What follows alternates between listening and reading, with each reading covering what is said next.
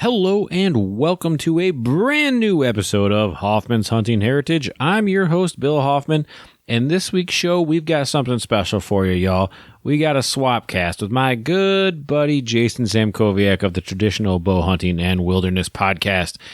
If you guys don't know Jason, you should. He's the godfather of podcasting. I mean, the guy's got 400 or 500 episodes, something like that. Of course, he focuses a lot on traditional bow hunting, but not only that, he does talk about life and survival and wilderness and firearms and all kinds of great things. He's a wealth of knowledge, and I'm lucky to have this man as a friend. But what in the heck do we talk about this week on this show? Well, there's no secret about what's going on right now in the world. It's coronavirus, man. It's empty stores, empty shelves. Everyone, all the old people are dying, and social distancing is a phrase that never existed until today. So it's just a crazy world. But the thing is, guys like me and Jason, we're doing okay. And we're doing okay because I don't want to say we're hoarders, because we're not. And I don't want to say we're preppers, because we're not. Well, I do some prepping, but I call it practical prepping, practical preparedness. There's a good term for you.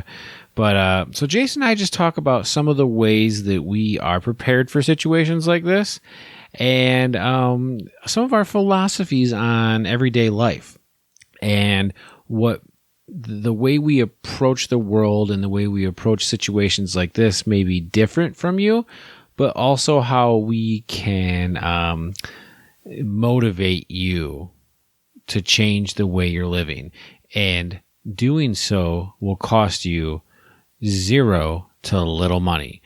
Everything we talk about are just things that maybe, oh yeah, I hadn't thought about that. It's light bulb moments. And I talk about that in this episode. We've already recorded the episode. I'm doing this intro a little bit later. But what I want you guys to do is just is listen. Obviously, but you should also maybe take notes. And if you're not going to take notes, listen again, because there is a ton of information in this podcast. I mean, we go deep for about an hour just talking about the ways that you can save money, save stress, and if it really was the end of times and it really was the worst of the worst, save yourself and save your family. This may be the most important podcast I've done. Now, of course, we talk about a lot of cool stuff, right?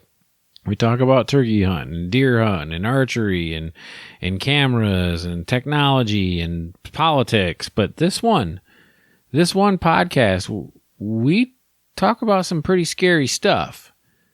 But we also tell you why, if you just change the way you operate very little, you don't need to be scared of it at all.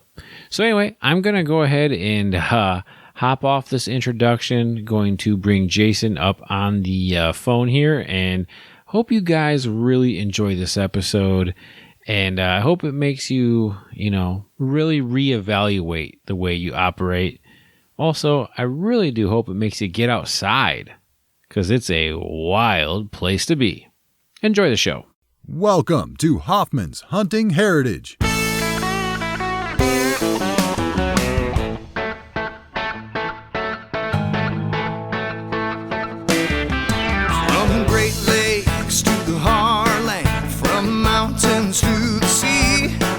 There's a hunting heritage in the blood of folks like you and me.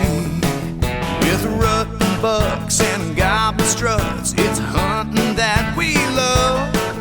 Mother Nature guides us on this land, and we give thanks up above.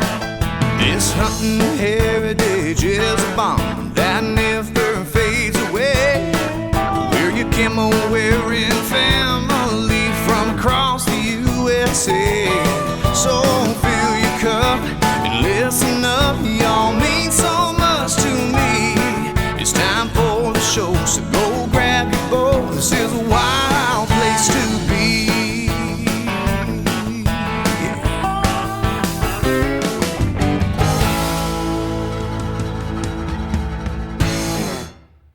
And hello there. You guys are getting a swap cast For those of you that don't know me, my name is Bill Hoffman, and I'm the host of Hoffman's Hunting Heritage. And on the other line is... Jason Samkoviak. How you doing? I'm doing all right. And Jason Samkoviak, for my fans, if you're not familiar, is the host of the Traditional Bow Hunting and Wilderness podcast. Check everything out about him at tbwpodcast.com, or you can even just go, if that's for the podcast stuff. But Jason's got a hell of a YouTube channel.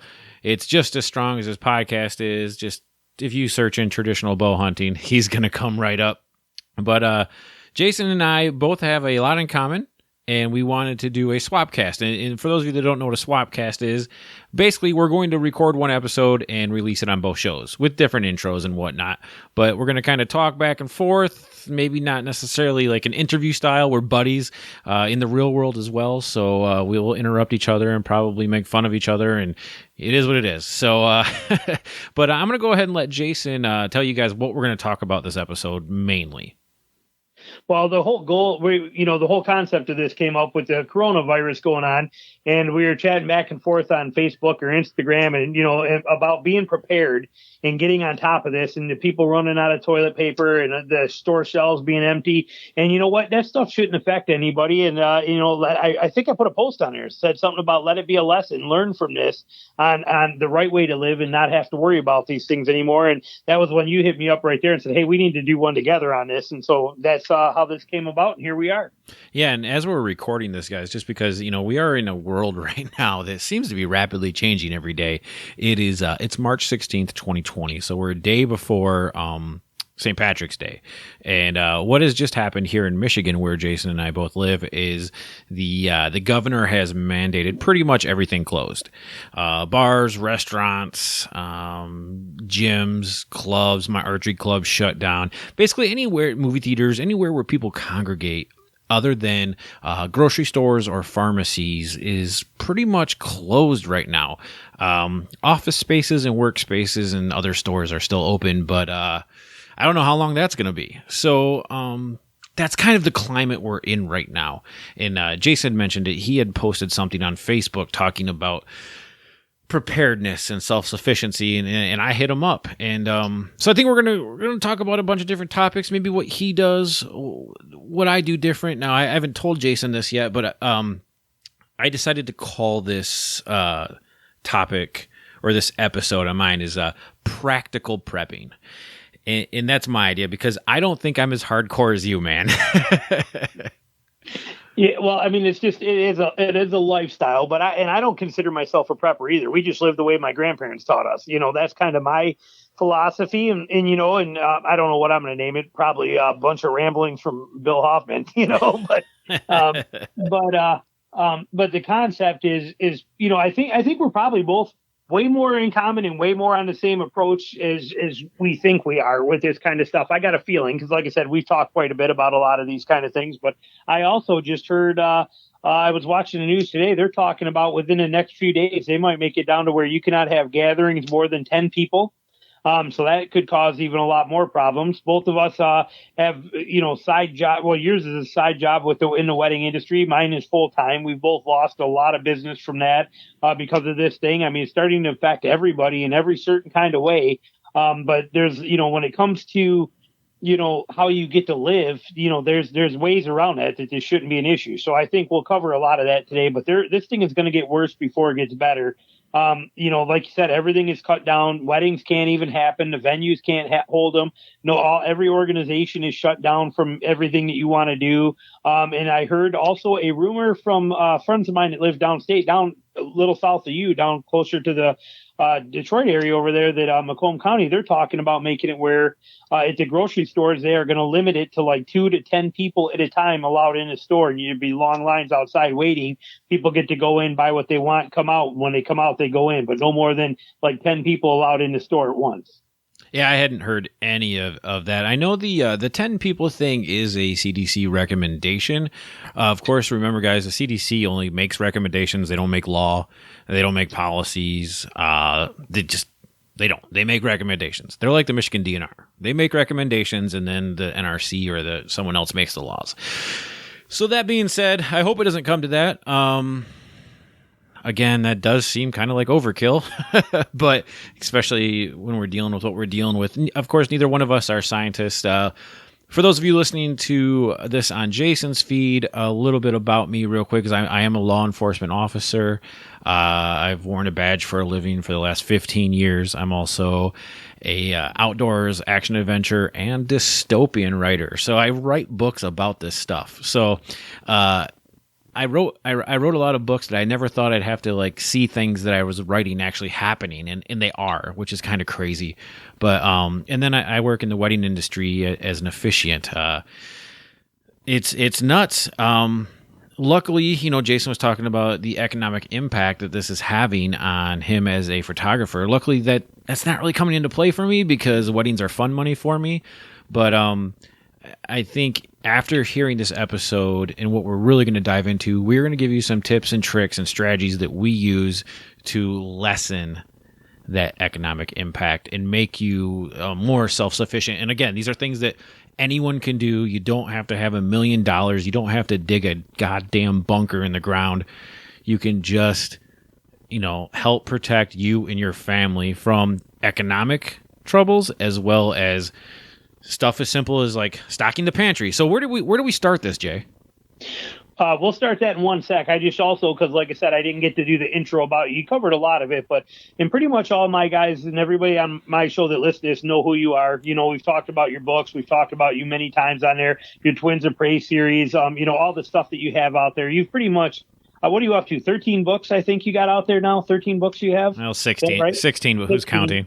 Yeah, exactly. 16 books. And for the people listening to this, when it comes to traditional bow hunting podcasts that are out there, if there's 10 new podcasts out there, 8 of them would not be here if it wasn't for Bill Hoffman. He's helped every single one of them out there. Doesn't matter pretty much who it is. I mean, had a major influence on helping them get their gear together, explaining how to do podcasts, what's involved with it. I mean, I know you're in the circle. There's a lot of amazing books out there in the traditional bow hunting world that would never have been published if it wasn't for you helping those people get those off the ground. I mean, you are kind of like the silent partner in the background to so many people in this industry and help so many of them out quietly, like I said, hidden in the background. But so many people would not be anywhere they are today if it wasn't for you, including myself. I mean, I call you when I have questions. You help me with all kinds of things with my Amazon stuff, with how to the stuff with the podcast, YouTube stuff, Audacity stuff. I was going to do some publishing back in the day, and you were helping me with all that. And like I said, Bill is not only a heck of a guy and genuine as they come, he's also kind of one of the ultimate sportsmen. He does everything. Guides turkey hunting. He's a traditional bow hunter. He's a compound bow hunter. He's a gun hunter. He shoots a crossbow. We'll let that slide. Go ahead, I guess, but we'll let it slide. Hold on. Before everyone throws away this episode, I don't own a crossbow. Okay, I have shot them. Guess what? They're fun. They're fun to shoot. They're not fun to hunt with, but they're fun to shoot. There, yeah, they are wicked accurate. They are pretty. I mean, I'm not gonna lie. My neighbor's got one. I shot a good, probably 50 arrows through it. And or wait, they're not actually arrows. They call them. What do they call those things? Bolts. It's a bolt. They call them bolts so they don't have to pay the federal excise tax on them. That pisses me off right there. That's ridiculous. But that's a whole nother topic. We don't want to go down that rabbit hole. But but it's like I said, he's Bill's an incredible guy. Good friend, it's probably been because you were back in the beginning, so I've probably known you 8-9 years now. And like I said, excellent guy. Oh, so this is going to be a lot of fun. Oh, thanks, man. Yeah, when people look at this, they're like, oh, this is only like episode 30-something, 35 I've done hundreds of episodes. See, I've just had a couple different podcasts over the years. So, yeah, I've covered a lot, and I've had a hand in if you listen to a traditional bow hunting podcast, that I probably helped them in some way, either with tech stuff or just advice. But anyway, okay. All right, we're done jerking each other off. We know we're friends. We both like and respect each other. If you again, guys, go. What's the best place to send people for you? Is it to send them to TWB podcast or just to have them look you up on YouTube? Because both of the streams are so important to what you have going on. And either one will get there. I mean, if you Google in any way traditional bow hunting and wilderness podcast, you will find both my YouTube channel and my TBW podcast channel. Now, pretty much all of my podcasts and the information on my courses and stuff is on my website, the TBW podcast. And I used to keep all the videos up to date on there as well too. But I'm putting out 2 or 3 videos a week on YouTube. I think I got almost 500 videos on there. And there was a time when I was always keeping that up to date. Well, this hunting season, I was so busy, I let it slack, and now I'm like 90 videos behind. On putting them, and it's like, I just put a thing on the actual website. I put a thing, said, look, you want all the latest and greatest videos, go look at YouTube. So, because I'm just too far behind, I'll never go back and update it. So everything else is on the TBW podcast website, but the videos go right to YouTube. Just, my channel's called Traditional Bow Hunting and Wilderness Podcast. So it's not hard to find me. Yeah, and then for me, guys, when you're listening, I don't write under my real name, but I write under my my full legal name, which is W.C. Hoffman. But if you can't remember W.C. Hoffman, you can just search on Amazon, or you can just search Twins of Prey. That is my book series that hit #1 best seller on Amazon. All 3 books in that series were bestsellers, which was pretty cool. But anyway, okay. Well, also on that same note too, if you're listening to mine, if you go to tbwpodcast.com and you click on the friends link, it takes you right to your store and everything right there too. Yeah, same thing with hoffmanshuntingheritage.com. I didn't think about that one. That's right. That's right. Very cool. So, you do a couple things. I was never I don't know if I'm still a prep. I'm not a prepper. I was never one to be all that worried about self-sufficiency and reliancy, but you do a couple of things that have inspired me. So let's just jump off right there, and I'll bring those things up, and you can kind of go through the system. I know you've covered these before on your show. However, it's been a few years, and I think they were really good topics. So the first one I want to bring up is the way you cycle through gasoline. Do you mind giving us a quick rundown of that system that you use?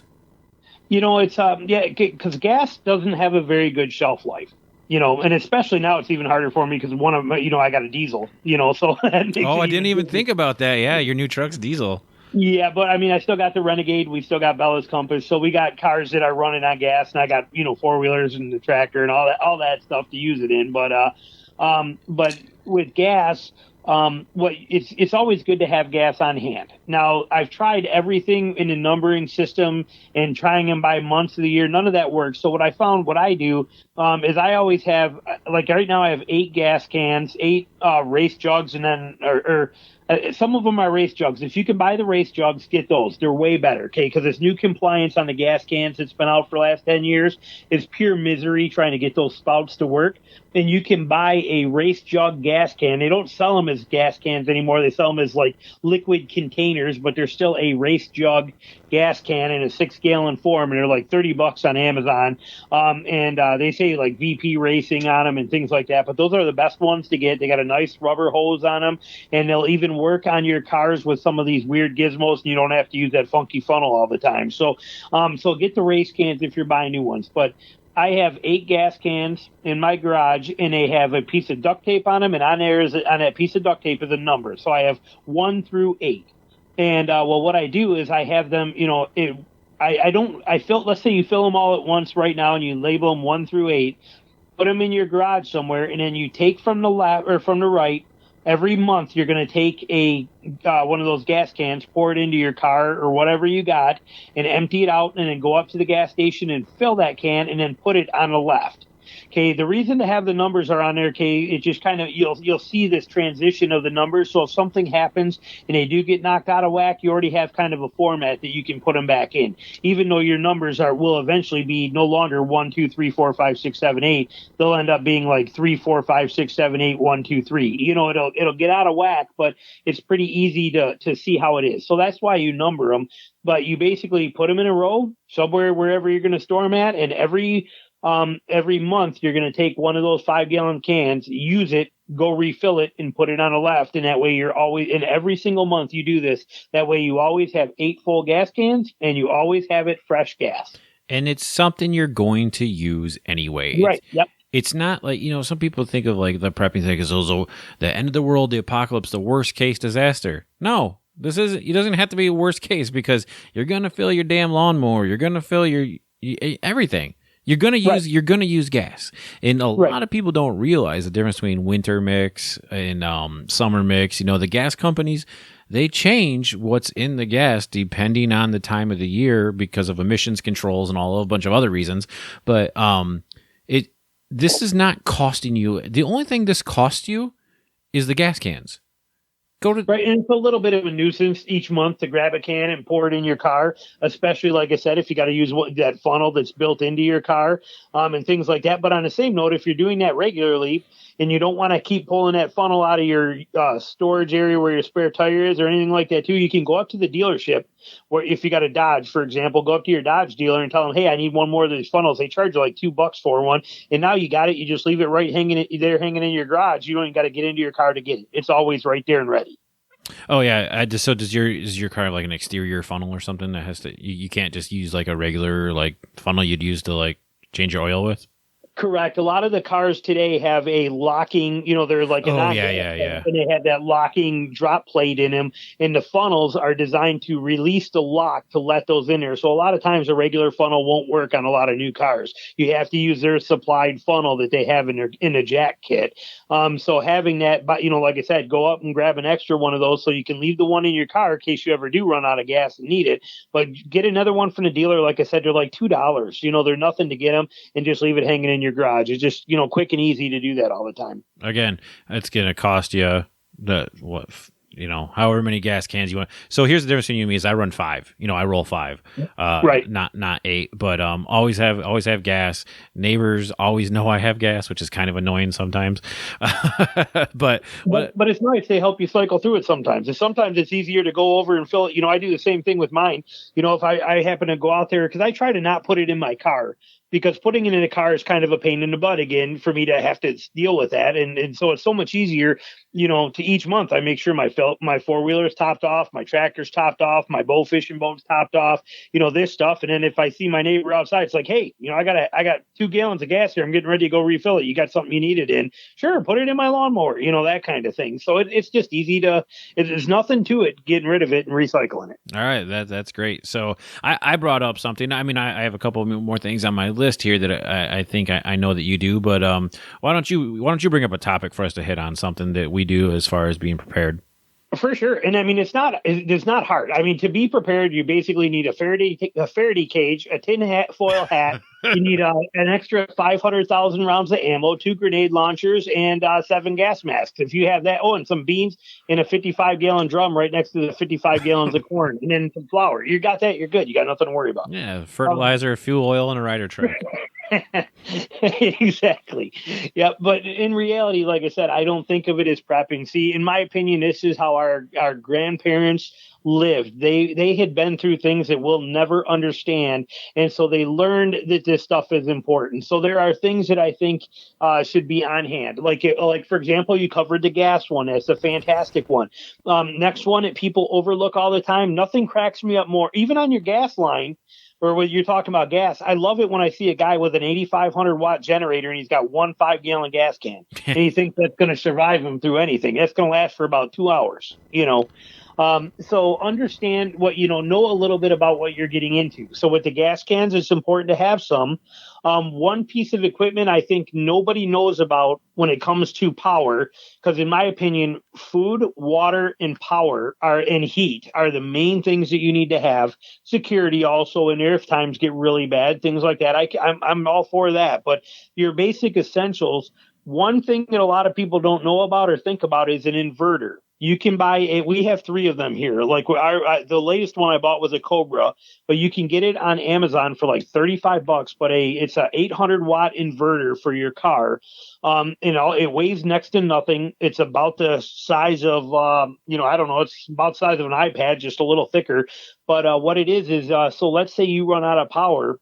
your car, if you keep your tanks full, which you should always, we have a rule in my house, unless we're on a driving trip, our tanks never go below half tank, and we try to keep them full all the time. Like, especially now with all this going on, the rule here is it never gets below quarter tank. And my daughter gets pissed because she's got to stop and fill up more often, but that's her car holds, hers holds, 12, 15 gallons of gas. My little Renegade only holds 12 or 15, but, if you got something with some gas, that's a lot of gallons right there that is good, and your car is a perfect generator. So when we lose power here normally, if the power goes out for a night, we don't pull out the generators and do all that. All I do is I drive my car around back in the backyard. I can pull right up by my slider.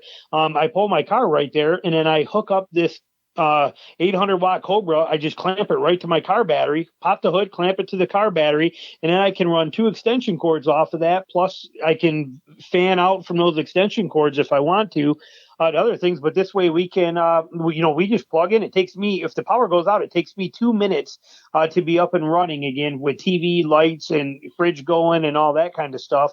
And we can, that works like a champ. And then you run your car, let it run for a good hour. And then when you let it run for an hour, you can turn it off, leave it off for an hour. And then an hour later, go back on, turn it on for an hour. But you can run like that for a long time. That car is a fantastic generator, and 800-watt inverter on there is pretty flawless and very simple for anybody to use. I had no idea you did that. Yeah, that's our number one go-to. If we lose power, like I said, it's so much quicker and easier than hooking generators up and stuff and pulling them out of the garage. You just drive the car around and then, like I said, clamp it on, run 2 extension cords in the house, and plug in what we need, and we're good to go. Yeah, no, it makes total sense. I actually have an inverter off of one of my old bow fishing rigs. That I didn't even think about using it for that, but I definitely would. So when you go and turn the car off, do you unhook the inverter, or are you just going to run it off the battery at that point? I'm running it off the battery. Now I haven't tried it with the smaller cars yet, because we always use my F-150. Right. But with my F-150, and like we have my cable box, my TV, a lamp that's over there. We have all this stuff that's plugged into one power strip, which is nice. So, and then we got the other concern is the fridge, and only on occasion is that a concern. As soon as the power goes out, we put, sleeping bags. We throw pull sleeping bags out of stuff sacks and put those up there with a couple sleeping pads right on the top of the fridge, and that's going to be huge extra insulation. So we do that real quick, and we don't plug the fridge in unless we think we need to. But what's nice about your refrigerator, especially if it's covered that way, is that you only got to run it for about an hour every 5 hours, right, and it will do what it needs. So that, but otherwise that other cord, like I said, we lose power. We just take that extension cord in the house. I plug that one power strip in, and all of a sudden we got lights, TV, cable, everything right there again, ready to go. And pretty simple. And you said you can pick those up on Amazon. Yeah, like $35, for an 800-watt. You could get bigger if you want to, but you really don't need it. I think we have a 600-watt, an 800-watt, and a 1,000-watt, and 800 is just the one that's closest. Seems to be what I grabbed the fastest. Yeah, I think I definitely paid closer to $120 for mine back in the day. But that, again, I think we're talking 10, 12 years ago. So just like everything else, it's price has gone down on them. But that's a great tip. That's a really great tip. Pretty simple. But you brought up fridges, and I think that's a good place to jump in real quick. Not so much necessarily the fridge, because I do run my house off of a generator if need be. Very rarely, though. Where I'm at, all the wires are underground. We just don't lose power that often. Not that it can't happen, of course, but and if the entire grid went down, and I'd be looking for other ways to utilize refrigeration other than, waiting for it to come back up. But one thing I do is I have a deep freezer in the garage, and it's an older model. It's a stand up. So it looks just like a fridge, but it's the whole thing's a freezer, and half of it's for food and half of it is for 2-liter bottles of pop that are full of water. And it is basically a gigantic ice block ice chest. And and anyone can do this. You can do it to any scale. I don't care if you live in a little apartment. Half of your freezer should be water. And the reason I say that is if the power does go out, well, guess what? there's a big ass chunk of ice in there that's going to keep all your stuff cold. So that run the refrigerator once every 5 hours, you could probably extend that to about 12 hours, especially if you have insulation on top. And I do the same thing with the sleeping bag. Just drape it over. It doesn't have to look fancy. It doesn't have to look sexy. Just take a sleeping bag or a big blanket, drop it over. But the system that I do with the ice things is it's twofold. Because you know what, when we're going out, riding for the day, or we're going out to the beach, I pop open the fridge out there and I grab a couple of those 2 liters, put them in the bottom of the cooler. I don't have to go buy ice. When you take stuff to the beach and you got loose ice that you're paying for ice, which drives me crazy anyway. But when you're paying for ice, like at a store or something like that, it melts, it's loose, it ruins everything, it gets your lunch meat wet. You don't have any of those issues with my system, and they're just sitting there and they're free. Okay, so that's step one is these ice blocks that we create. They also, and on that note, they're reusable, and they are the other function, like you said.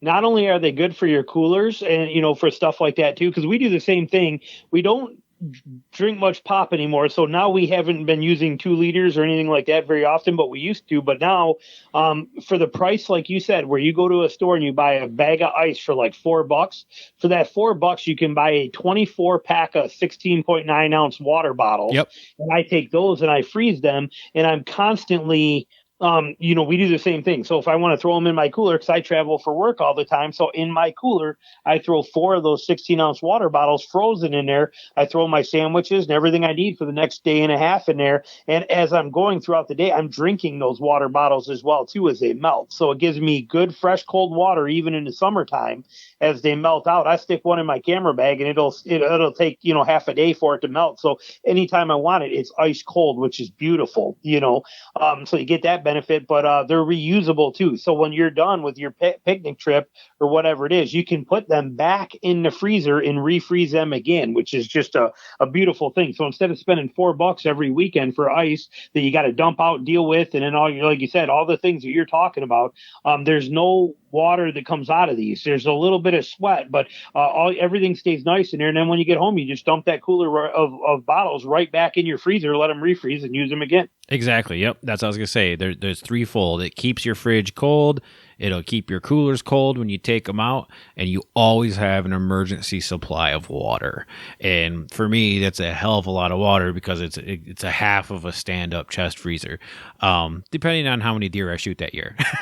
But right. And it doesn't take that many. I mean, if the average person, if they were to put 10 water bottles in there, those 10 water bottles in a standard stand-up freezer like that, or even a deep freeze, but if you line the bottom basically with them, you'll be amazed how much longer, and there's been YouTube videos on this and people that have shown how much longer the difference is, that things maintain with a thermometer in there, but it is pretty incredible. And also too, your freezer will maintain temperature, and your refrigerator will work much better and more efficiently and save you money throughout the year if it's kept full all the time. So you can use those water bottles to fill in the gap. So if you, like you said, like you're saying right now, if it's August and you're out of deer meat, you don't have much stuff in your freezer, fill the rest of the empty space with water bottles. And then as you kill a deer, start pulling those water bottles out and start drinking them. But if you use those to supplement keeping that thing freezer, your freezer will last longer.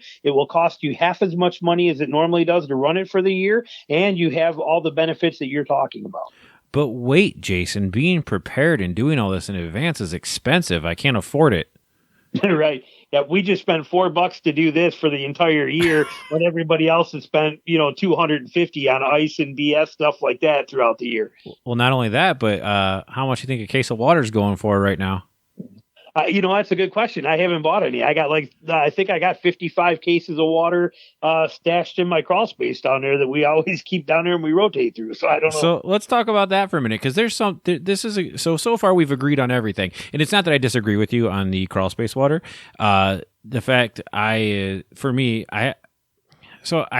have well water, so if the power goes out, I don't have water come out of my well. But here's the thing: I live on a river, right? And I could just walk down and grab a bucket of water if I need to flush toilets. If I need to purify it and cook it or drink it, it's not an issue. I always have water. No matter what happens in the world, the river's going to be wet.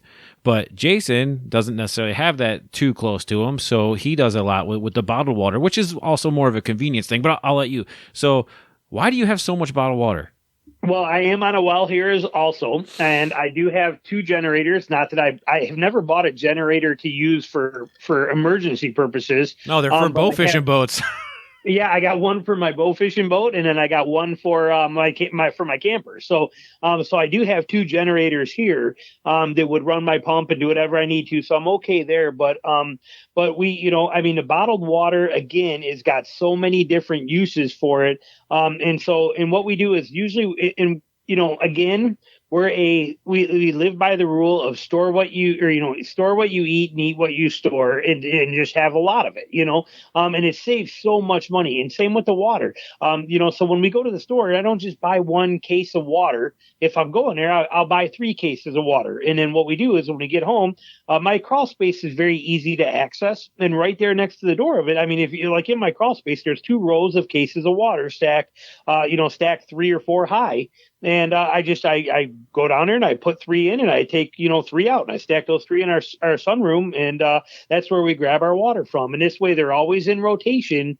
But over time it just accumulated. So I would buy 3, store 2, take 1, buy 3, store 2, take 1. And it acquired up to, like I said, I think it's like 41 or 42 cases down there. And it was like, all right, we got plenty of water stored down here. There's no reason not to. So now we just rotate through it. And, it's just one of those things. We're going to use it anyway, and we buy it all the time. So when you do see it on sale, and we go up there and we see it where it's like, oh, you can get a case of a 24-pack of water for $1.99, we'll buy 5 of them. I'll store 4, we'll use 1, and then I take from there and I rotate them up. And so we don't buy anything ever unless it is 100% on a steal of a lifetime sale. And then we even try to use coupons because we don't need to. We have all of this stuff available. And with water too, I also am a big fan of having purification systems. We're outdoorsmen. Yep. I got 4 or 5 different pure. I don't have a SteriPen yet. That's one thing I don't have, but I got a lot of water filters, and I have iodine, and I have bleach, and I know how to use every one of these tactics, and I know how to make a fire and boil stuff. So, I mean, I have literally, 15 different ways of purifying water, even down to the point again, because I'm into I like the survival skill stuff, but I mean, I know how to make all the filters, natural filters. I know how to do all that stuff. So I'm not even remotely worried about running out of water. But a good tip on water, not to take over this whole thing on you, but it is a big one. But if it looks like things are going to get bad and people are talking about the power could go out at any time and this could be an issue, anything like that, fill your tubs full of water. Yep. Let it sit in there. It's not going to hurt nothing, but fill your tubs, fill your sinks, and then, fill any water jugs. Again, we're outdoorsmen. So at any given time, I have like 35-gallon buckets, that I use for so many different things. I mean, well, probably 15 of them anyway. And then I also have some that I take camping that I fill with water with a resealable Gamma twist-on lid on them. And then I have the blue, water jugs, 6-gallon water jugs. I mean, if it looks like something's going down, or if we have a big ice storm coming through, the first thing we do is we fill those water jugs up and a couple 5-gallon buckets, and we got 3 bathtubs in the house. One of them we keep open for using for showers, but the other 2, we fill them full of water and let it just sit there. It's not going to hurt nothing. But if the power's out for a week, we got, what's the average tub hold? 55 gallons, 75, 100 gallons? I don't know. I don't know. I have no clue, but enough. Yeah, right. A lot of water, a lot more than you're going to get by having 3 cases of water in your garage. You know? And if you got a flush toilet, it's more convenient just to grab it right there from the grab a scoop of it from the bathtub. Sure. So, all right. So we've covered we've covered fuel, we've covered electricity, we've covered water. I think maybe we talk a little bit about food. Jason kind of dabbled in there a little bit, talking about going to the grocery store and using coupons and buying when things are on sale. Totally agree. We are coupon people. If mac and cheese is on sale, we'll buy 6-7 boxes. So let's talk about real quick the things that I do in my house and see how you're different. Obviously, we have wild game, and it's frozen. And if we run out, damn the law, we'll go get more. If it's life and death type situation. That being said, things that don't go bad, people. Let's talk about rice. Let's talk about beans, lentils, pastas, canned goods, stuff like that. Just sustainable stuff, and it's freaking yummy. Okay, if things get bad, actually, like right now, produce is not there for you. Milk is not necessarily there for you. Eggs are not there for you right now, at least where I live. So just think about those things that are sustainable, the things that do not go bad, the things that do not rot, and the things that, are good sources of energy providing foods. And when you see them on sale, buy them. It's pretty much that. You don't even have to put that much thought into it. Just, there's an old saying, and I think, Jason, you've said this before. I think I've heard it is like, and I think when you say it, you talk about it in regards to fire into lighters or flashlights, but it's like one is none, 2 is a few, and 3 is enough, or something like that. Explain. 1 is none, 2 is 1, 3 is good. Wait, say it again. 1 is none, 2 is 1, 3 is good. And when it comes to food, I'd double that. Yep. And speaking of milk, like you said, now there is a trick for milk as well, too. Now, a lot of people only have one refrigerator. They may have more freezers, and I don't like to freeze milk. I guess you probably could. I never looked into it, but it always separates when I did. So I never had good luck freezing it. But if you, when you buy milk, milk is usually good for about 2 weeks for most milk. But if you buy some of the organic brands that are out there, that are highly pasteurized, they're good for, like, as a matter of fact, we just went out and bought, when we heard all the Corona stuff, went to the store, we bought a regular gallon of milk like we drink all the time, but we also bought 2 gallons of this organic milk, which we paid more for, $6 a gallon for it, but it's good. Like, the expiration dates on the one we bought, we have in the fridge, it's good for till March 27th or something. So it's good for like 10 more days. But the 2 gallons that we bought that were extremely pasteurized, their expiration dates on them were like May 29th. Wow. So they're good for a long time. And if we put them, we have the room in the fridge, so we put them in there. But if you didn't have fridge space and you wanted extra milk through a particular, say it was a tornado coming, hurricane, anything that might cause some kind of issues, ice storm, something like that, and you were a little concerned, you take your regular cooler that you have, if it's cold outside, if it's not getting above 40 degrees or hovering right at 40 degrees, put it outside. Just keep it in the shade. It's going to be fine. But if the temperatures are warmer than that, take your regular cooler, take some of your frozen water bottles out of your freezer, line the bottom of that cooler, set those gallons of milk and all your extra food in there and leave it. In about 5 days, every 5 days, you pull the water bottles out, put the ones that melted back into your cooler or into your freezer, take more frozen ones out and replace them. It's just a simple cycle that you got to do every 5 days. But you could have, 4 or 5 coolers full of extra food working as a refrigerator perfectly fine in those kind of scenarios. So it's another great reason to have so many of those frozen water bottles. Absolutely. Bacteria grows at 44 degrees? So, yeah, and I think the average refrigerator runs at 39 or 40. I think it's 39 or 40 degrees is the average refrigerator temperature. Yeah, and if you have it outside, like even now, right now, well, actually, you live farther north than I do, but right now it'd be perfectly fine. So utilize those coolers, utilize the things that you have before panicking, and then stock up when you need to, and stock up when it's convenient. Again, guys, we're not talking about big money things. We're talking about common sense things that maybe weren't common sense to you, but now that you hear this, you're like, oh yeah, I'm going to start doing that.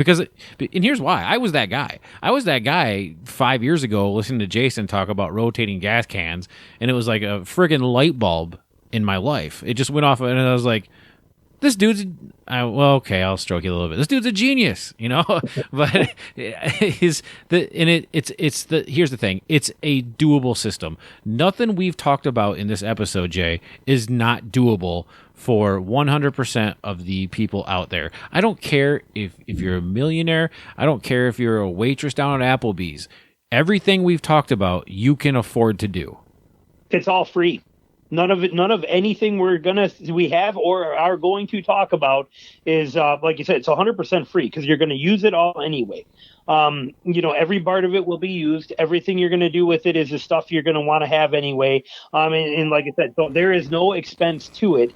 But same with the food stuff. I'm not a big believer, again, in having like the 55-gallon drums full of Mylar bags of, specialty survival food. And I'm never going to eat that crap. And I can't stand an MRE. I mean, to put it, Steve Teray nailed it perfectly. When we were at camp this year in Missouri, and he showed up, and I looked at him, and he was eating an MRE. I said, "What the heck is that?" He must have decided he didn't want to shit for 2 days. Well, he said I asked him, I said, MREs? He's like, yeah, you know what? I just packed a couple in because it was quick and easy, and I haven't had a chance for us to, get camp out yet, so I'm just eating one. I said, what do you think of those? He's like, well, it'll make a turd. That's about all they do.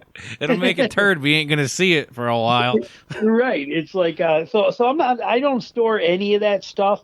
I mean, that's a big mistake because somebody's going to panic buy, and they're going to go out and they're going to spend $1,000 and have a month's supply of survival food, and they're never going to ever eat it. And then in 8 years, they're going to probably throw this out, or they may tell you it's good for 30 years or whatever, but you're never going to do nothing with it. And then if it is a crappy scenario for whatever reason, the last thing you want to be doing is testing your gut on stuff to eat, like like we were just talking about the MRE that you're not used to. Store what you eat what you store. That means have the food, the food that you do everyday stuff.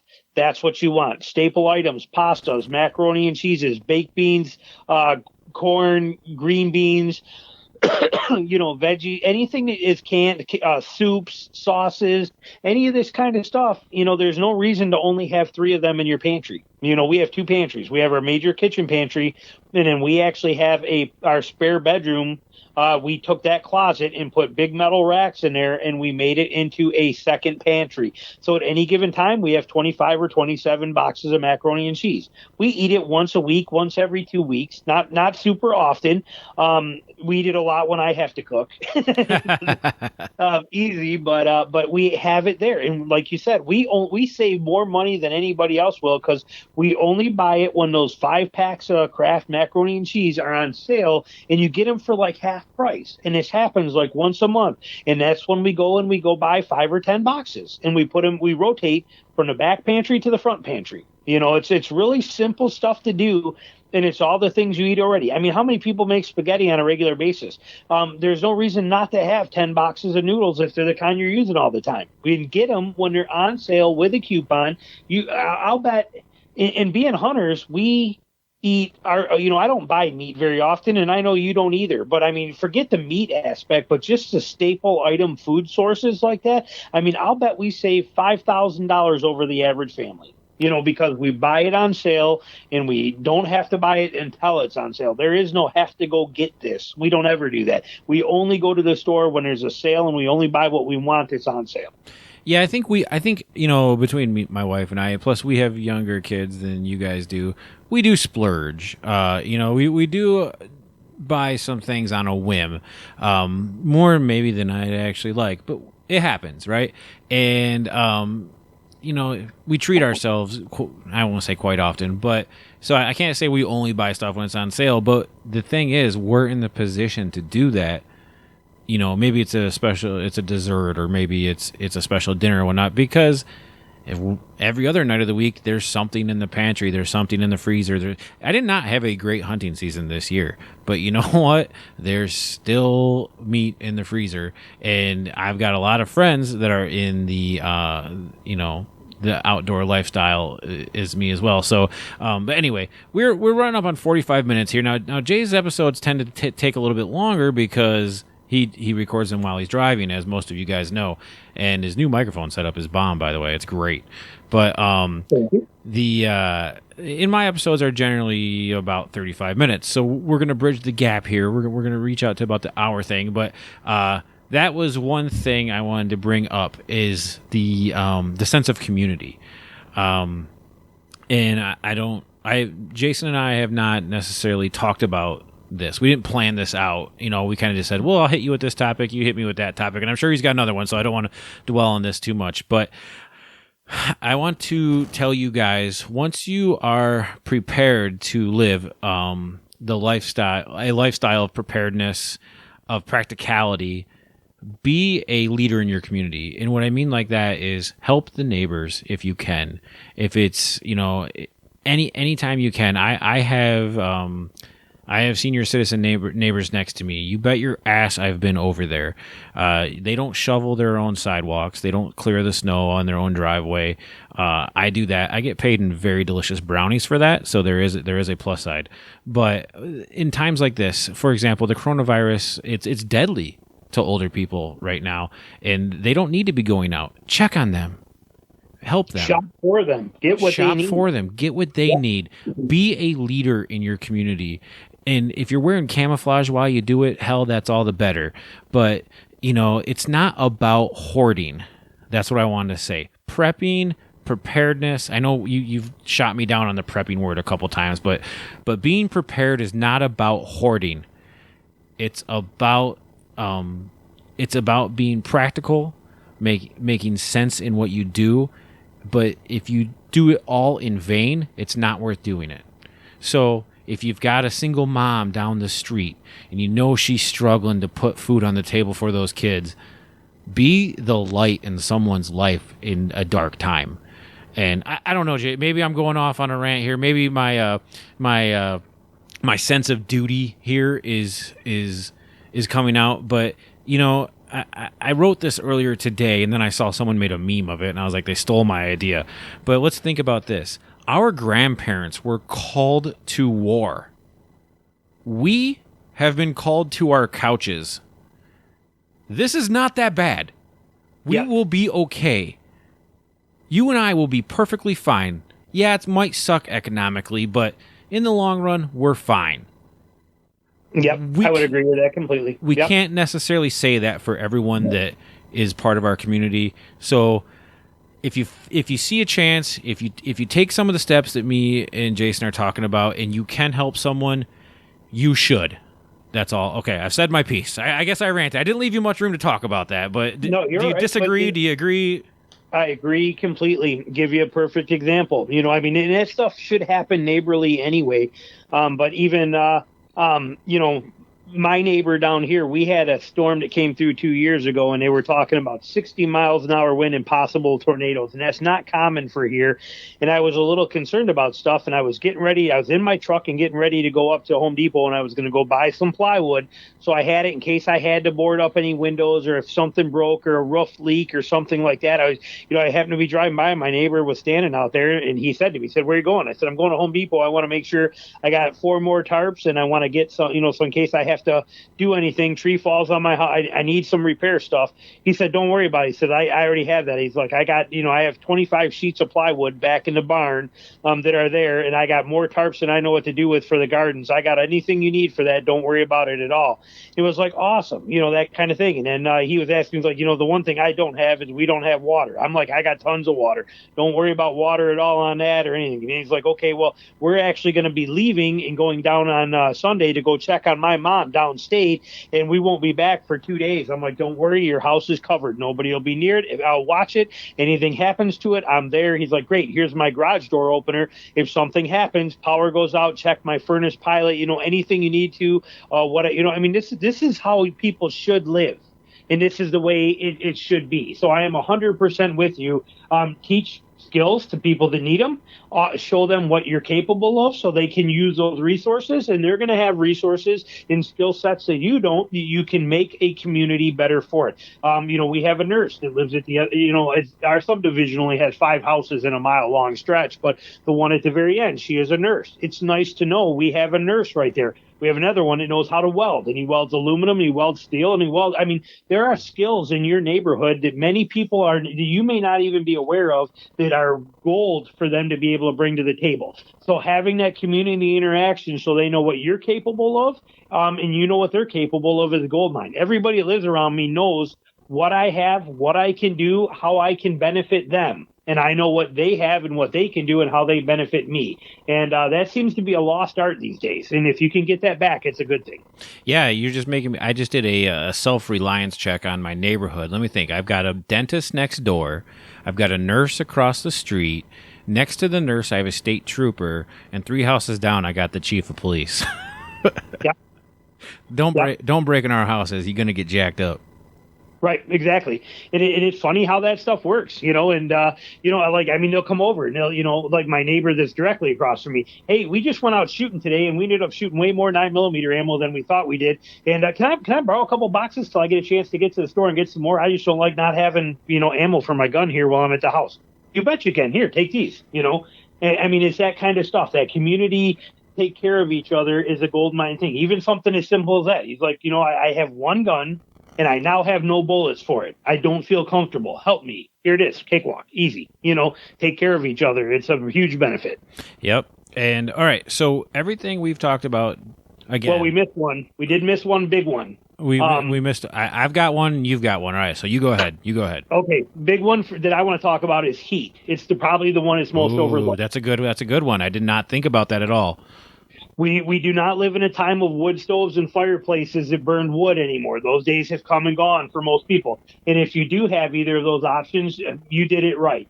I made that mistake. We built our house. When I built my house, I was in my 20s, late 20s, but I was into this stuff, but I didn't put enough thought process to it where we have a stupid, worthless electric fireplace that puts out a little bit of heat from a fan, but it is electric. It serves no real purpose. And there's more and more houses today are without a way to self-heat. So you have to come up with options. Now, my advice, I've tried everything from kerosene to propane to you name it. I've tried everything out there. Every single house, in my opinion, that does not have a wood burning source should have a big buddy, Mr. Buddy, big buddy heater. And then you should have 3 20-pound propane tanks and the hose connector to it.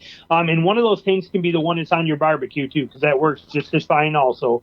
But having that will give you a solid month's supply of being able to heat your house, and those heaters never break down. They are reliable as can be. They are indoor safe, and they are O2 censored, and they are tip over proof and shut off. I mean, they're very, very safe heaters, and they're incredible. And like I said, in the wintertime, if your power goes out and you're in trouble for a long period of time, you can use blankets and section off parts of your house so you kind of minimize it. This thing will do perfect. Matter of fact, we have 4 of them here at the house. We have. I have one still in a box, never touched. I have one in a camper, one in the garage, and one in my sunroom that we heat our whole sunroom with. And but even in the camper, I took Tina hunting in Missouri this year. In December, we went down there, and the nights were down to 10 degrees. Everything on our camper, every water line froze. We were boondocking, running off the generator. So, we couldn't run heat like that. So we, the whole time, 'cause you can't run a generator the whole time. So we used that Mr. Buddy heater for everything. And that heated that trailer on, we kept it on low the whole time we were there. And it kept that thing at like 68, 70 degrees perfectly, through those 10-degree nights. So it will heat a lot of house. We've heated, our bedroom, our bathroom, our living room, and the kitchen with that thing running on low, balancing between low and medium. And it works incredible. So that heat source is a fantastic one for people that do not have wood burning kind of things. It's important that you find that solution, because that's the one that kills more people in bad situations than anything else is lack of heat. Yeah, I hadn't even thought about that. Now, with the propane tanks, do you have to rotate them like you do gasoline? Do they have that same type of issue or no? Not even a little bit. I have 8 propane tanks, 6 or 8. I can't remember. It's one or the other, but I know that I think we sold one when we sold our last grill, and then I think I'm either 6 or 8 of them, and I keep them stored. I got 4 of them in my back shed, and then the other ones are underneath my workbench, and then there's one in the barbecue. So we have these, and I buy my own tanks. You can get them at like Home Depot or Ace Hardware, anywhere. I don't do the trade-in swap.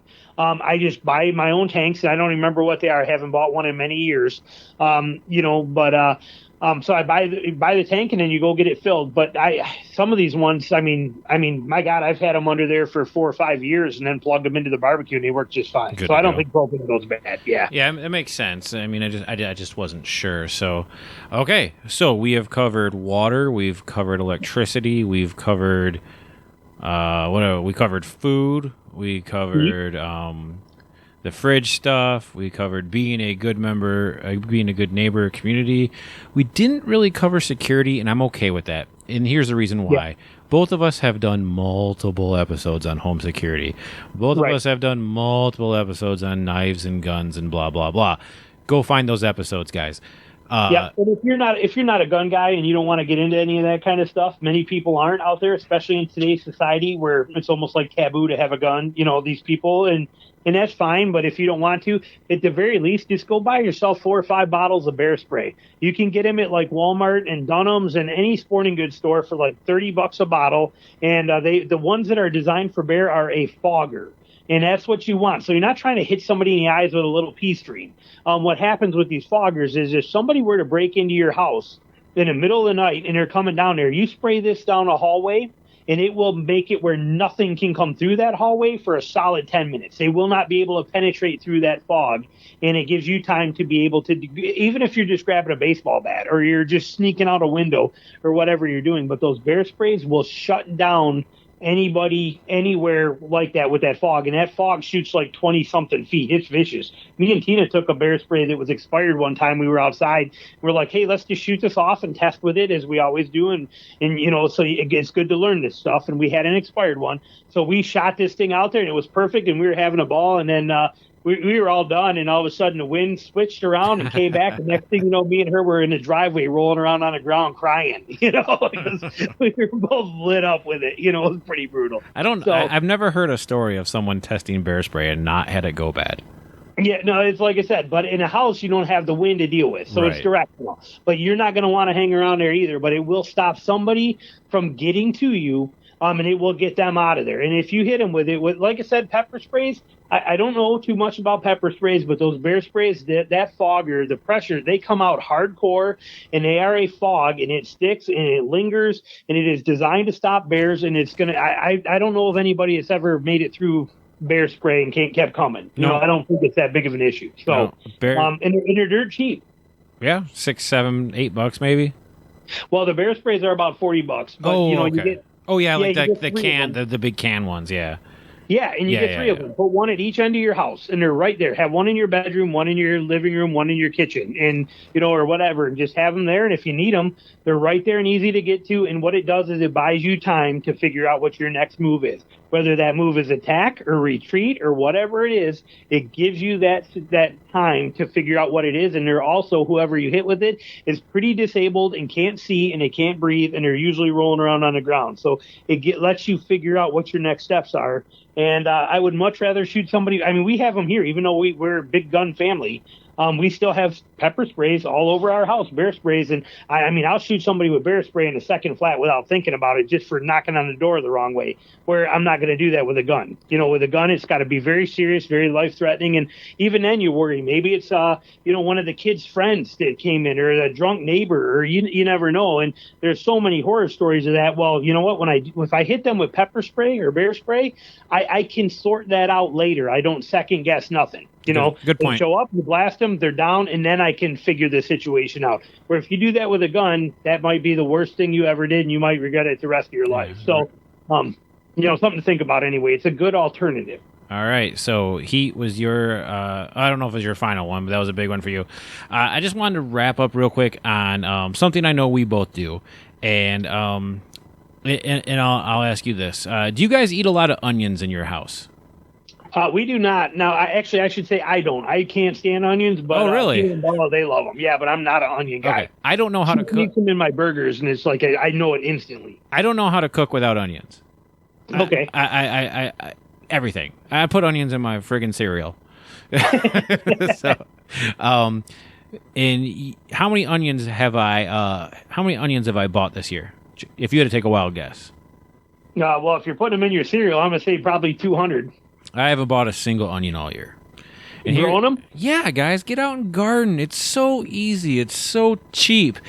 You don't even have okay, gardening can be as expensive as you want to make it. It really can. You can go all fancy with it, but if you just want to grow some cucumbers, some tomatoes, and some onions and some potatoes. Onions and potatoes obviously are the two things that are going to last the longest out of that, but there's the canning process, and we're not going to talk about all that, okay? But we're talking about a pack of onion seeds will cost you $1.29, maybe $2.99 if you're getting them at Home Depot, right? That's going to give you 30 onions the size of a softball, because when you grow them yourself, they grow a hell of a lot bigger than you get in the grocery store. You're then going to chop those up, dice them up, put them in 1 pound Ziploc bags and freeze them, and they're good forever. You just go to the freezer and grab a bag of onions. Okay? Now, I'm not paying $1.50 per onion at the grocery store. Guys, gardening, just do it. I don't care, again, if you live on if you have a balcony to your apartment, you should be growing stuff out there. If you have any land behind your house at all, it does not take. I have 3 beds. Okay, they're 8 foot by 4 foot. They're 4 foot apart. It takes up very little room. I have 16 foot of space that I grow in, and it's more than I give away so much produce. It's ridiculous. It's more than my family can handle. I spend $30 a year on gardening, and I reap the benefits constantly. Again, we freeze, we're prepared. It's just another thing that's cheap, and you can do it. And I know you've got a real nice, big, beautiful garden too. We do. We started the same way because we got real sandy soil here, so we knew when we wanted it, it has to be raised. So I took 2 by 10s or 2 by 8s. I made 2 big boxes, and then that turned into 4 boxes. That turned into 6 boxes, and then finally this time we broke it apart and made it one huge one. So because it was getting so big, so we could actually get in and till it with a tiller. And do it. So it's I think it's 20 by 24 foot. Yeah, it's an addiction, but yeah, it is. But it's and we it took some time because we had to have a dump truck come in with topsoil, to fill it because of the fact. But it doesn't have to be that extreme. Like you said, if you're living in an apartment, you can garden, you can grow tomatoes and all this stuff right in a planter, in a container. 5-gallon bucket. Garden. Yeah. Or you want to make it look pretty, or your wife or you guys want to make it look nice, just buy regular planters and garden in them. And like I said, they're amazing. And then you can keep them, you can pull them right inside too. And it's just really sweet and easy to do. And they, there's no reason not to garden. And you said you can and all that kind of stuff too. Another great one that Tina is obsessed with is because produce, like you said in the beginning, is a very hard one. Well, she is fanatical about. She buys apples and bananas all the time, and she freeze dries them, not freeze dry, dehydrates. Oh, okay. And so we got tons. I mean, we got tons of that stuff, and it lasts for a very long time. And they're such a great snack. So, instead of cracking out the potato chips when I'm watching TV, I can take a bag of freeze dried apples or freeze dried bananas, and they taste incredible. They're a great little snack, and but like I said, they keep for a very long time, probably close to a year, if not longer, that way. So, in the fall, when that the produce is starting to become harder to get the good stuff, she buys a lot of it and she dehydrates it. She has a dehydrator, cuts it up and puts it in there, dehydrates them and bags them. I love me some banana chips. Yeah, they're incredible. I actually like banana better dehydrated than I do regularly. Makes sense. All right. Is there anything? We're over an hour. Not that that's a problem, but I just want to say, is there anything that when you were brainstorming what you want to talk about tonight that we maybe didn't get to? I think we pretty much covered most of it. I mean, there is never a most of it or an end to it, because you can take it to levels of tinfoil hats, Faraday cages, and stuff like that if you want to. But the key thing is to not spend money unwisely. And I don't think that, you need to be the kind of people to have, oh, here's one I didn't say, but because I'm leading up to it, but you don't need to have gas masks and stuff like that. But it's probably not a bad idea to have, 2 or 3 boxes of N95 masks sitting around, because you can use them for when people get sick in your house. You can also use them for anything you need there. But I also use them when I'm grinding antlers down and working in the garage with, when I'm grinding metal and doing stuff like that. They're a nice mask. Actually, I get allergic sometimes. Sometimes of the year when I'm cutting the grass, I get real sneezy when I'm out there. I don't know if it's just allergies or what. I never had it before till 2 years ago, but now certain times when I'm out there, I get that way. Well, I take one of those N95 masks and I put it on, and I don't have to worry about nothing now when I'm cutting the grass, So that stuff is handy. Another one that we've been doing for probably, I want to say it's probably been about 8 years now, but we buy fish antibiotics, and we live by these things. But we buy, you get them from like Thomas Labs, you can get them at PetSmart, any of that stuff. But the two we always carry and have on hand, and when I say on hand, I mean I think we got probably 200 pills of each right now. But we have Fish Mox, which is actually the antibiotic amoxicillin, which is the number one. It's pretty much a generic cover everything antibiotic that's pretty safe for everybody. We have that, and then we have Fish Pen, which is actually penicillin, and it's the same exact pill, the same dose you get that they give to fish. Is the exact same pills coming out of the same place that they give to you that you would get a prescription for at the hospital. And so we buy these, and I just bought, when the coronavirus thing kicked in, I asked Tina, I said, well, how are we doing on antibiotics? And she said, I think we got a bottle of 100 of amoxicillin, and I think we got 30 left of penicillin. I said, okay. So we went out and we bought 200 more of amoxicillin and another 100 of the penicillin. And they last for 5-6 years. They last for a long time. And but we have those here now in case we need them for anything. We don't, if I cut my finger real bad doing something, and I worry about it getting infected, I can take that stuff and get rid of it. It's nice to be able to take care of yourself on that stuff. So some of those are a good idea to have too. Same with a first aid kit is a good thing to have. We used to buy generic ones at the store, but then what we did is we went out and we bought a soft-sided Ozark Trails cooler from Walmart. It's about a little bigger than like a lunchbox is. And we started putting we made our own medical supply kit out of there. So we have all the stuff that we know how to use and that we need, and we have it, and we just keep refilling it as we need it. But we don't have to try to find a little bitty bottle or something. We can put a full Neosporin bottle in there, that kind of stuff. So, but having some of that medical stuff on hand is not a bad idea either. Yeah, that's really smart. I guess I didn't really think about it. I didn't blah blah blah, easy for me to say, right? I haven't gone to the lengths that you have with the amoxicillin, but I was just thinking to myself the other day, I was looking at, I have this left over, and I have this left over from actual prescriptions of antibiotics that we didn't finish. But the other day we did go shopping, and we did grab a big thing of Tylenol, a big thing of Motrin. It's no secret, I've talked a lot. I take medicine every day because I have a degenerative heart condition. I'm fine, guys. Don't worry about me. But I do have a heart condition that I do have to take medicine for. And if I didn't take my medicine for maybe 2 years, I'd probably croak. So, if there was a shortage and I missed it. But, however, it's still not best for me to miss my dosages. So I always have about 4 to 5 months of heart medicine on hand, just in case. So if you're a person that's on medicines, have them there. Don't, you got refills for a reason. You don't have to be completely empty on them. Just, watch your expiration dates, and, and sometimes, here's a good tip. Sometimes if you buy more at once, you get a better price on it, depending on your insurance too.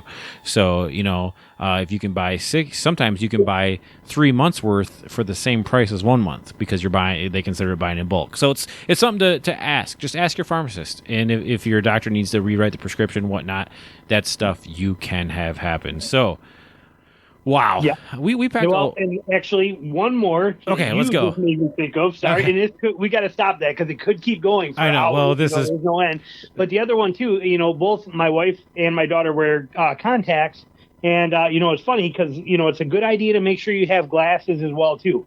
If it's ugly times out there as far as that stuff goes, or you're stuck there for a while, if you run out of contact cleaner, if it's people run today in the way that society is, it's not uncommon to run down to your last pair, something like that happening, have the eyeglasses. And if you want extras, Zini Optical, that's where we buy most of our glasses now, but you can buy 2 pairs of glasses. They're like $24 for a pair of glasses.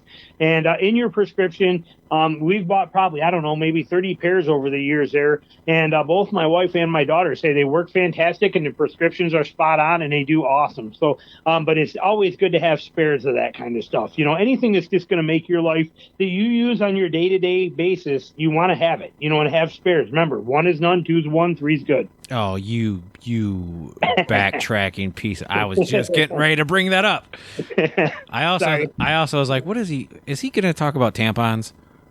Yeah, but they're good to have too. It's another thing. Tina, that's what she says too. She's like, there are things that we, meaning her and Bella, have to have here. And same things with they make like whatever the pampering and things like that. I mean, there's a lot of stuff, shampoos and conditioners. I'm a bald guy. I could care less about shampoo. I don't care about it a little bit, but they do, and it's important. So same thing. We put it into our rotation. At any given time, we have 5 or 6 bottles of each here, and we don't buy it till we need it. We buy the kind that she wants when it's on sale, and then we just put it at the back of the pile and take a new one off there. It's again, store what you eat what you store. Same thing. All those staple items, have them available for you and buy them when they're at the great price. Absolutely. And not that we're going to go down this rabbit hole, but tampons are very, very good on gunshot wounds. Just say they're good they're for any. I mean, they're sterile as can be. Same with pads. They're fantastic. Anything like that. Any kind of wound care, bandages. They're fantastic for all that stuff. Absolutely. All right, I'm going to cut you off there because it's time to. I'm so bad at wrapping things up. How should I wrap this up? Because when Jason ends his show, he goes, "All right, see you next week. Bye." That's it. We're done. Moving on. I always end my show by saying, "Get outdoors. It's a wild place to be." But I think how we're going to end the show is, again, Jason. 1 is what? 1 is none. 2 is 1. 3 is good. And I think that's the best way to go about being practically prepared. There, I did it. I wrapped it up clean.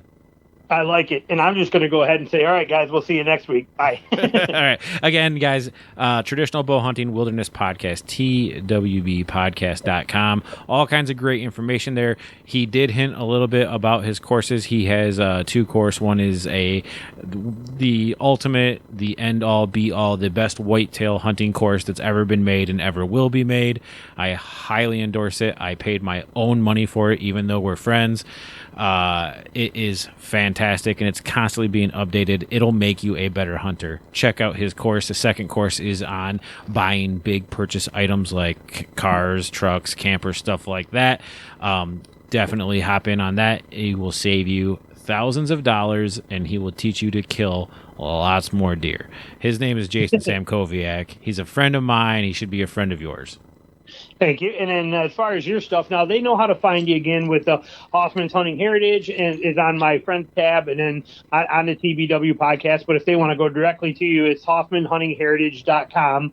And then your books, you have your own Amazon store, which is probably got, I don't know if there's a link to that on Hoffman's Hunting Heritage, but there is a link to your Amazon stuff for all your books and all your products like that is on my friends page. But now also tell them a little bit about your comedy tour stuff too, and how they can find you. I know you're traveling all over for that, and like I said, you kill it with that. I mean, you've been doing good. What do you call it? You call it the Dad Bod comedy tour, right? Yeah, so I am a stand-up comedian. It's one of the other things I do, and I do talk about hunting and fishing in the outdoors and surviving and being a dad and stuff. So it's a camouflage-friendly comedy show. I always say I am on what's called the Dad Bod comedy tour.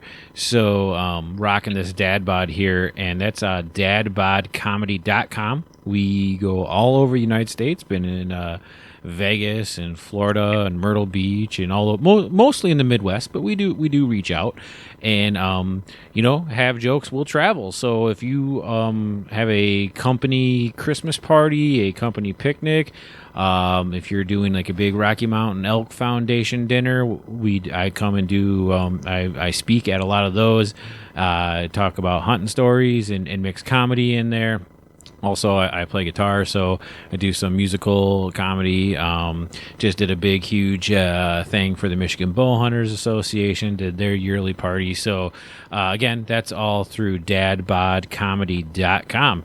And, hey, comedy, books, podcasts, hunting, fishing, law enforcement, officiated weddings. I think we covered everything, brother. We got her all there. I like it. We'll have to do another one of these soon. This has been good. Absolutely. We'll see you guys next week. All right, everybody. We'll talk to you next week with a new one. Bye. Thank you for listening to this episode of Hoffman's Hunting Heritage. Get outdoors. It's a wild place to be.